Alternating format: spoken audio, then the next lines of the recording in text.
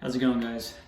Today we're going to be replacing the thermostat on a 2006 to 2009 Land Rover Range Rover. So don't let the headlights and bumper here fool you. This is actually a 2007. From 2006 to 2009, this will all be the same procedure. In 2010, it's a little bit different, but the thermostat's really the same part, and the procedure is 95% the same. So I'm gonna pop the hood, we'll get started. This is a quick one, so it really only takes about 20 minutes once you get your tools and everything set up. So all we really need to do here, take off the intake plastic, take off the engine cover, and to make our lives a little bit easier, we're gonna go ahead and pull off this top part here. This is two 13mm nuts, and we've got four 6mm nuts to pull the engine cover off. So you don't have to do this. It just makes life a lot easier. It's easy to get in and out. It's two nuts. I think it's worth doing. Go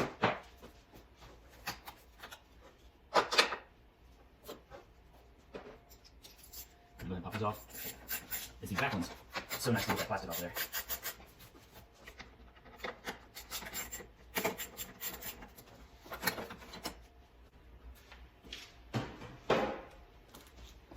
We're halfway there. I'm gonna go ahead and pull this off. Now this is pretty straightforward. We've just got a couple hose clamps we gotta undo. And then I'll pull this off and you'll see we've got access to the thermostat area.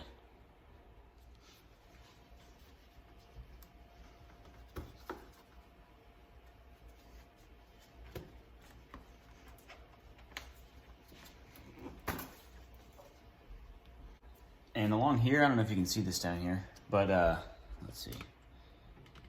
We've got some Phillips head screws, and that lets the top of the airbox come right off.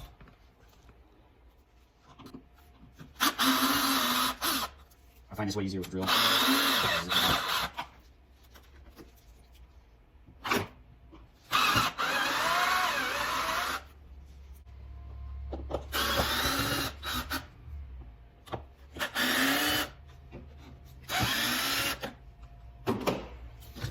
So this is free. It's a good time to check your air filter or replace it.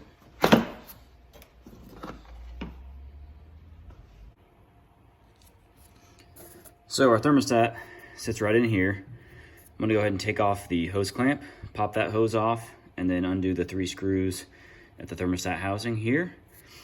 Pop that off. I'm gonna put a bucket or like a drain pan underneath the car, just catch a little bit. It's not gonna spill a whole lot. Another nice thing to do here while we have all the intake plastic off is just get some brake cleaner on a rag.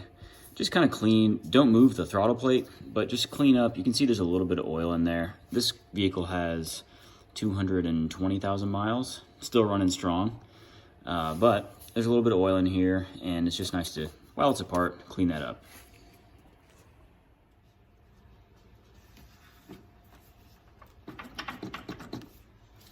Getting close. I've got a rag underneath here just to catch some of the drips.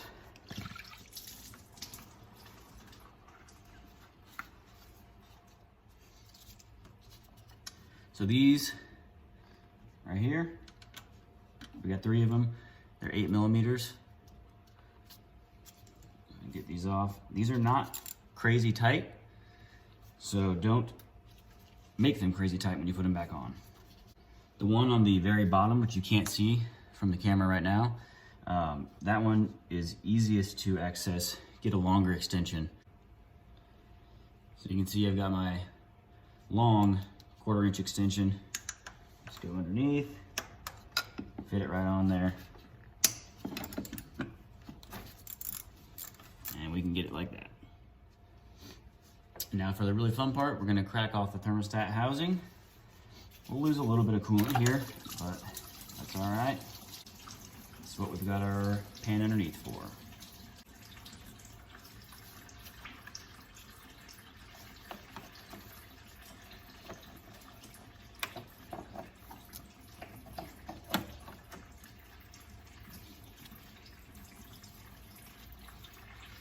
And one thing I'm gonna do before I put the housing back on is clean this surface off just with a microfiber.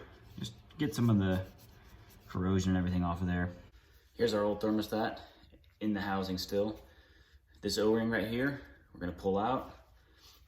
If you look, it's actually a two-piece thermostat. It's kind of a strange deal, but we will actually push in on the spring and twist it, and then it'll pop out. If in doubt about how this goes together, then be extra careful on how you pull this apart. But here's the actual thermostat. So what I was able to do, just push down pretty hard with your thumbs and give it a twist. You see these little tabs right here. Once you do that, it will come free. Now there's an assortment of, there's two different springs here. We've got a large one and a small one. The small one sits inside of the larger spring. So I'll just carefully set that there. And here is the thermostat. So this vehicle, the thermostat had frozen open. So I was getting a P0128, which is coolant temperature below thermostat regulating temperature. So in a cold day, 25 degree Fahrenheit day, the car would really never warm up. So you had kind of limited heat in the cabin and check engine light. So I'm gonna clear the check engine light after we get the new thermostat in. But I don't really see anything with the O-ring here that looks all right. I guess the thermostat itself is just stuck. Okay, so I'm gonna show you how to get this thermostat back in. It's not easy. It takes a lot of force. I'll try to capture this on camera. It's a little bit awkward, but so you've got to push pretty darn hard.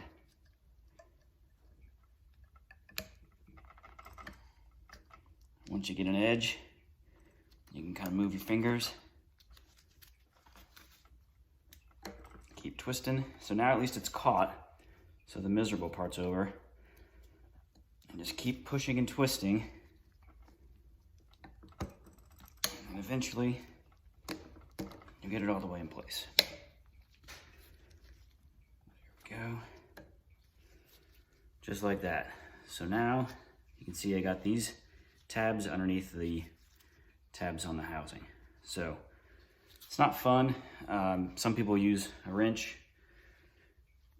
There's no great way to do it. So, this is now ready to go back in. So we just got everything back together. The new thermostat is in the old thermostat housing. Take a look. It's buttoned up. All right, so time to get all the intake plastic back on. Get the engine cover back on. Fill it up with coolant and call it a day.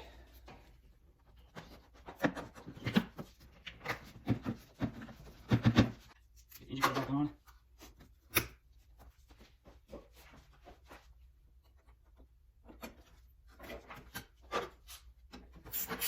Oil cap.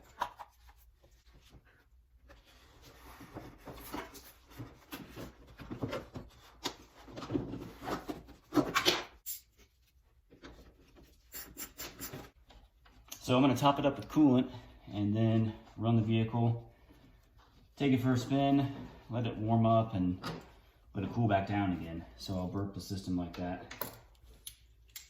And just keep topping it up, keep an eye on the coolant level as I put some miles on it. And then I'm going to clear the check engine light as well. So I just got back from a drive. Everything's warming up as quickly as it should. Check engine light's gone, not coming back. This is a quick one, pretty easy job. So if you have any questions, let me know. And as always, thanks for watching.